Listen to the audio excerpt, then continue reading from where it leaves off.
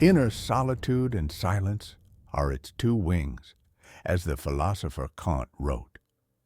The first glimmers of an idea, the beginning of a project, or the onset of a decision always emerge in the silence of solitude.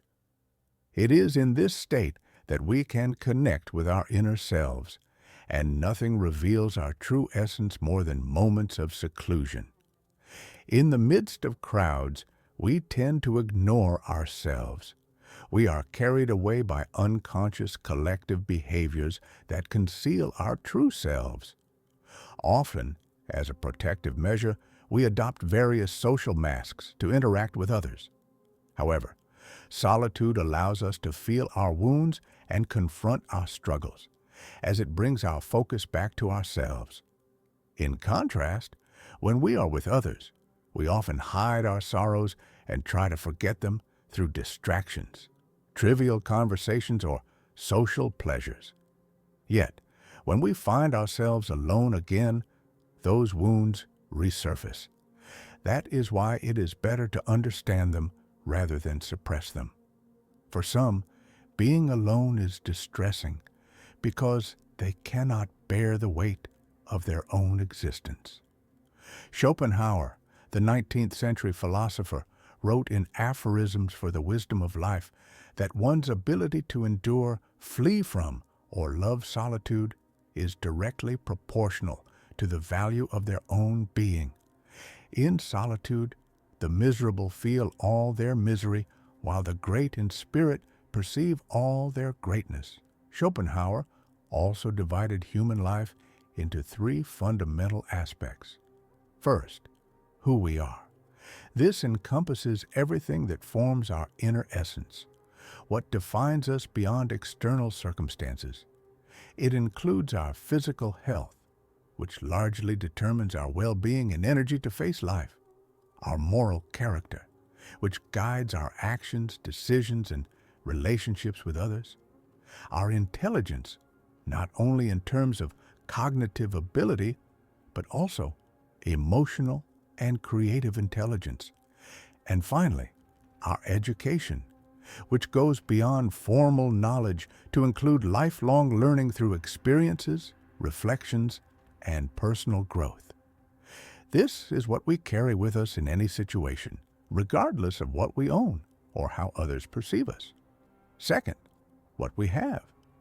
This refers to the material possessions we accumulate throughout life: money, properties, cars, technology, clothing, and any tangible objects considered resources or status symbols.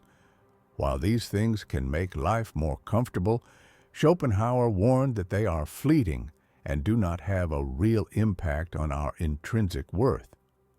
Those who focus excessively on material wealth often fall into an existential void, as no amount of possessions can compensate for the absence of a rich and fulfilling inner life. Third, and finally, how we are perceived. This aspect relates to how others see us, our reputation, our position in society, and any form of recognition or fame we may achieve. However, Schopenhauer pointed out that this is the most fragile and dangerous foundation upon which to base our happiness, as we have no real control over how others perceive us. Living for external validation exposes us to constant suffering, envy, fear of rejection, and insecurity. Moreover, public opinion is unpredictable, leaving our self-esteem in a state of perpetual instability. According to Schopenhauer, the most important thing is who we are. Neither possessions nor the opinions of others will bring true happiness. Only those who cultivate their inner world and find richness in their own company can populate even a desert with their thoughts. To achieve this, it is essential to dedicate time to learning, contemplation, study, and hobbies. However, boredom and the lack of internal stimuli make many people flee from solitude. We are so accustomed to constant external stimulation that silence and idleness can feel unsettling.